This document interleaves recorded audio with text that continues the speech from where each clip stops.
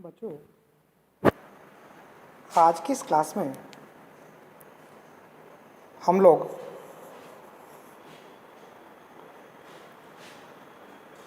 Valence bond theory की जो limitations हैं उनके बारे में जानकारी हासिल करेंगे।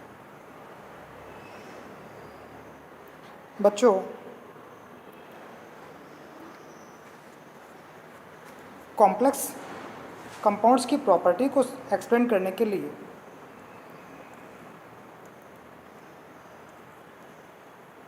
Valence bond theory, crystal field theory तथा मॉलिक्यूलर ऑर्बिटल थ्योरी, ये 3 थ्योरीज दी गई हैं।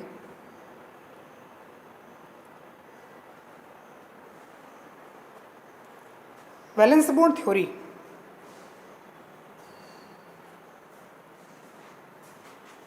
कॉम्प्लेक्स फॉर्मेशन के समय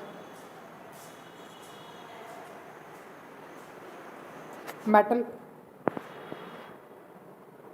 तथा लिगेंड के बीच उप सहसंयोजक बंध की उपस्थिति को मानती है। बच्चों, इस थ्योरी के अनुसार मेटल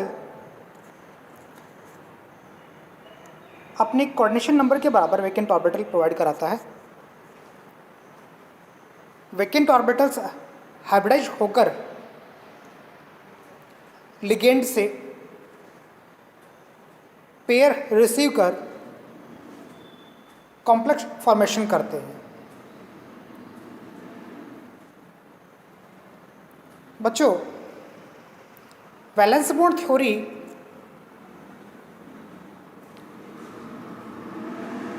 कॉम्प्लेक्स की ज्योमेट्री तथा कॉम्प्लेक्स की मैग्नेटिक प्रॉपर्टीज को एक्सप्लेन करने के लिए यूज में ली जाती है, परंतु फिर भी ज्योमेट्रीज तथा मैग्नेटिक प्रॉपर्टीज को भी ये पूरी तरह एक्सप्लेन नहीं कर पाती। आज हम लोग ये जानना चाहेंगे कि वो कौन कौन से प्रॉपर्टीज हैं या वो कौन कौन से गुण हैं जिनके बारे में वैलेंस बॉन्ड थ्योरी कुछ भी एक्सप्लेन नहीं करती है। बच्चों, सबसे पहले लिगेंड्स के बारे में कोई इन्फॉर्मेशन वीबीटी हमें नहीं देती, केवल मेटल के रिगार्डिंग ही इस थ्योरी में पॉइंट्स रखे गए, जैसा कि मेटल कोऑर्डिनेशन नंबर के बराबर वैकेंट ऑर्बिटल प्रोवाइड कराते हैं, वो ऑर्बिटल हाइब्रिडाइज होते हैं, ऑर्बिटल्स को लिगेंड पेयर गिफ्ट करते हैं। अब इन सब चीज़ों में लिगेंड्स के बारे में कोई खास इन्फॉर्मेशन यहाँ पर वीबीटी प्रोवाइड नहीं करवाती है। बच्चों, अगली जो लिमिटेशन है वो रंग, अवशोषण स्पेक्ट्रम और मैग्नेटिक प्रॉपर्टीज की मात्रात्मक व्याख्या। तो कलर, बच्चों, कलर हर कॉम्प्लेक्स किसी न किसी कलर को शो करते हैं। कुछ कॉम्प्लेक्स कलरलेस होते हैं। कलर किस वजह से शो करते हैं, इस बात की कोई जानकारी वीबीटी नहीं देती। अवशोषण स्पेक्ट्रम, अवशोषण स्पेक्ट्रम 2 प्रकार के हो सकते हैं, ब्रॉड बैंड और शार्प पीक। ये ब्रॉड बैंड स्पेक्ट्रम जो बना, इसकी जो पीक है वो ब्रॉड होती है, जबकि यहाँ पर शार्प पीक है। ये शार्प पीक वाला है। तो शार्प पीक स्पेक्ट्रम तथा ब्रॉड बैंड स्पेक्ट्रम कैसे बनते हैं, इनकी वीबीटी कोई इन्फॉर्मेशन प्रोवाइड नहीं करवाता। मैग्नेटिक प्रॉपर्टीज़ को भी ले लीजिए, चुंबकीय गुणों की मात्रात्मक क्वांटिटेटिव एस्टिमेशन हम लोग नहीं कर पाते हैं वीबीटी को यूज करके। तो इस तरीके से सेकंड पॉइंट में हमने जो कलर, अवशोषण स्पेक्ट्रम और मैग्नेटिक प्रॉपर्टीज़ की मात्रात्मक व्याख्या, ये वीबीटी हमें नहीं प्रोवाइड कराती है। बच्चों, ऑर्गेनिक केमिस्ट्री की तरह इनऑर्गेनिक केमिस्ट्री में complex ligand substitution reaction, ligand प्रतिस्थापन अभिक्रियाएं शो करते हैं। जैसा कि मान लीजिए मेरे पास एक कॉम्प्लेक्स था MX6, यहाँ X एज ए लिगेंड है, मैंने इसको किसी लिगेंड Y से रिएक्ट करवा दिया और मैंने प्रोडक्ट ले लिया MX5Y, ये मेरा कॉम्प्लेक्स बन गया और X लिगेंड जो कि Y के द्वारा सब्स्टिट्यूट कर दिया गया। बच्चों, इस लिगेंड सब्स्टिट्यूशन रिएक्शन का मैकेनिज्म तथा इस लिगेंड सब्स्टिट्यूशन रिएक्शन की रेट दोनों के बारे में वीबीटी कोई इंफॉर्मेशन प्रोवाइड नहीं करवाती। अगली बात करते हैं विकृत ज्यामिति। बच्चों,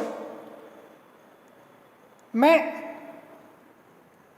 मेटल और लिगेंड के बीच कॉम्प्लेक्स में ऑक्टाहेड्रल ज्योमेट्री की बात करूं तो ऑक्टाहेड्रल ज्योमेट्री में मेटल लिगेंड बॉन्ड लेंथ सारी इक्वल होती हैं। यदि इसी ज्योमेट्री को इस तरीके से स्केच किया जाए जहां इस बॉन्ड और इस बॉन्ड की लेंथ, बाकी चार ये जो बॉक्स में मैंने जनरेट किए हैं, इन चार से अगर ज़्यादा होती है तो ये टेट्रागोनल ज्योमेट्री कहलाती है। टेट्रागोनल ज्योमेट्री डिस्टॉर्टेड ज्योमेट्री, विकृत ज्यामिति कहलाती है। बच्चों, विकृत ज्यामिति को वीबीटी एक्सप्लेन नहीं कर पाती है। इसके बाद बात करें कोबाल्ट और कॉपर +2 आयन के द्वारा बने संकुलों की, तो कोबाल्ट के जो संकुल हैं +2 स्टेट में वो रिड्यूसिंग नेचर के होते हैं, जबकि कॉपर के कॉम्प्लेक्स रिड्यूसिंग नहीं होते।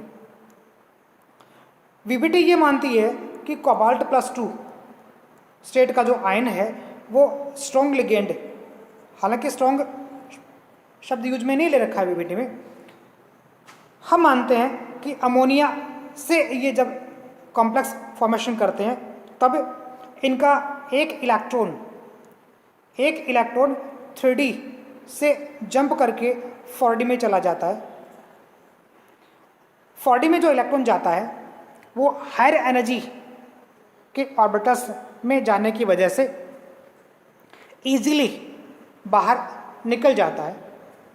इसका मतलब कोबाल्ट +2 आयन जब अमोनिया से कॉम्प्लेक्स बनाता है तब उसका एक इलेक्ट्रॉन जंप करके 3D से 4D में जाता है और 4D में जो इलेक्ट्रॉन पहुंच गया वो किसी भी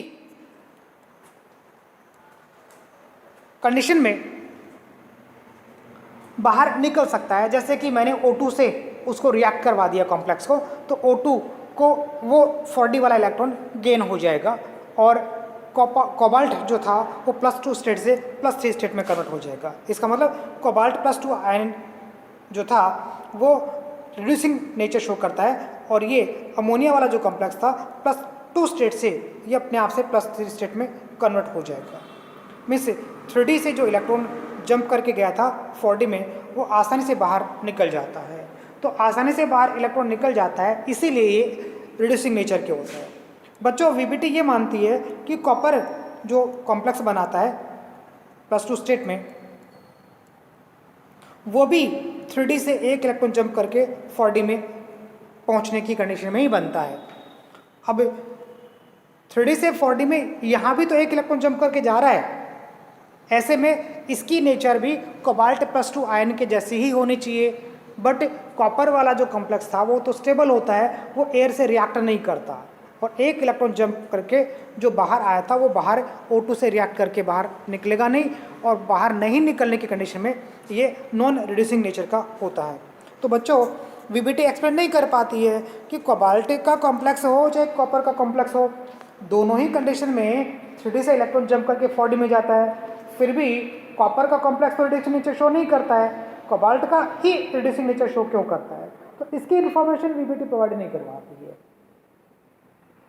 अगली बात अगर की जाए तो वीबीटी मानती है inner orbital complex, outer orbital complex. तो बच्चों इनर ऑर्बिटल कॉम्प्लेक्स तथा आउटर ऑर्बिटल कॉम्प्लेक्स कब बनेगा, इस बात की कोई जानकारी वीबीटी प्रोवाइड नहीं करवाती है। इनर ऑर्बिटल तथा आउटर ऑर्बिटल कॉम्प्लेक्स किस कंडीशन में बनेंगे, इसकी कोई इंफॉर्मेशन प्रोवाइड नहीं करवा पाती है। तो बच्चों इस प्रकार से कुछ लिमिटेशंस को हमने देखा, जिनमें लिगेंड्स के बारे में कोई इन्फॉर्मेशन प्रोवाइड नहीं होती है, कलर के बारे में कोई इन्फॉर्मेशन नहीं मिलती है, अवशोषण स्पेक्ट्रा को एक्सप्लेन नहीं कर पाती है, चुंबकीय गुणों की मात्रात्मक व्याख्या भी नहीं हो पाती है, अभिक्रिया दर और अभिक्रिया क्रियाविधि के बारे में कोई जानकारी हासिल नहीं हो पाती है, ज्योमेट्री डिस्टॉर्टेड कैसे बन पाती हैं ये भी एक्सप्लेन नहीं हो पाता है। कोबाल्ट और कॉपर +2 स्टेट में सेम कंडीशन में कॉम्प्लेक्स बनाते हैं, बट कोबाल्ट का तो अपचायक होता है, कॉपर अपचायक गुण शो नहीं करवा पाता, इसको भी एक्सप्लेन नहीं कर पाती है। और लास्ट में जो मैंने बताया कि इनर ऑर्बिटल कॉम्प्लेक्स और आउटर ऑर्बिटल कॉम्प्लेक्स, इनके बारे में भी कोई इन्फॉर्मेशन प्रोवाइड नहीं करवा पाती है। तो बच्चों इस प्रकार से ये कुछ लिमिटेशंस हैं जो वीबीटी एक्सप्लेन नहीं कर पाती थी, और इन सारे लिमिटेशंस को फुलफिल करने के लिए अगली थ्योरी CFT इजाद की गई, और CFT इन सारे पॉइंट्स पर हमको इन्फॉर्मेशन प्रोवाइड करवा पाती है। आज के लिए बस इतना ही, अगली क्लास में हम लोग CFT को कंसिडर करेंगे। Thank you.